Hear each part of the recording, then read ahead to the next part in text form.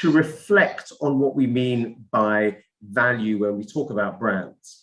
If we go back to where brands first emerged in the Industrial Revolution, their success and the reason why some of our original branded goods companies emerged, and Unilever is a perfect example of that, of course, Hindustan Lever in your part of the world, was taking products which were unreliable, creating reliable versions of those products, and using branding to reassure customers that every time they bought a bar of soap, it was going to be the same quality as the previous bar of soap.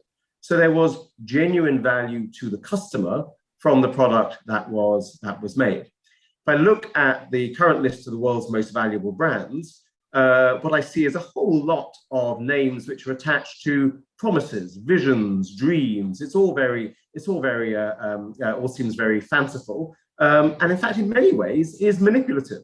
Nike is successful as a company not because it makes better shoes, but because it makes better adverts than other companies. And I see people in this part of the world who barely can afford to pay for food, can barely afford to pay rent, but their children are nagging them to have the right brand of shoes because of the success of the advertising, not because they're good for their feet or because they will actually help them run faster.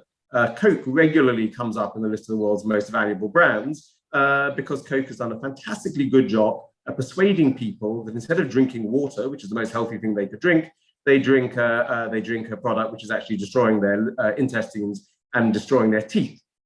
And even when they do sell water, they just take tap water and put it in a bottle and brand it. So we seem to have lost our sense of what the point of brands is. Is it actually to help customers, or is it just to make money for the companies? And therefore, when we reflect on the value of brands, I'm a little anxious that more than 20 years after the brand valuation industry began, it's still focused on the one single target of value, which is value to the shareholder. All of the models of brand valuation, the one pioneered by Interbrand, the ones used by you guys, by other companies around the world, are all focused effectively on the cash which is coming to the company by virtue of using its brand. And there are different ways of tweaking that, but essentially it's about money coming to the shareholder.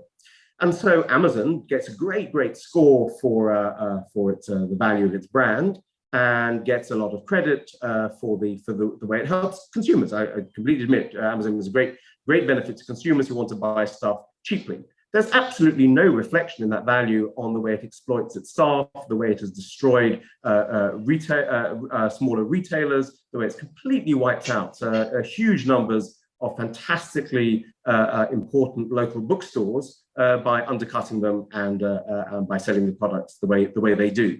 So yes, it's made value for Amazon's shareholders, absolutely. But has it actually made value for society? Has it made society a better place? And if you look through that list of of the world's most valuable brands, with each of them, I'm not entirely sure that the world is better for the presence of a lot of those companies or a lot of those brands. And I think we deceive ourselves into thinking that. If you feel I'm being a little too fanciful, let me give you a comparison. 20 years ago, we looked at mining companies purely in terms of how much money they brought to shareholders. And we recognized their job was to extract stuff from the ground and to make money out of doing it. And the fact that they were destroying forests and destroying large parts of the planet was completely ignored because at least they were making money for shareholders.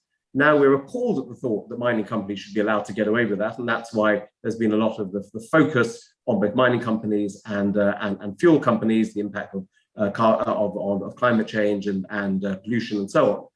I would suggest that most of our big brands are also extractive companies. They're extracting money from consumers.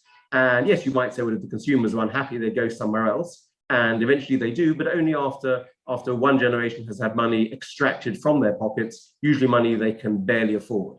So every time I see poor families around here going to buy McDonald's or KFC and paying a premium for unhealthy food when they could use the same money to buy healthier food, what I'm seeing is not value being created, but actually value being extracted.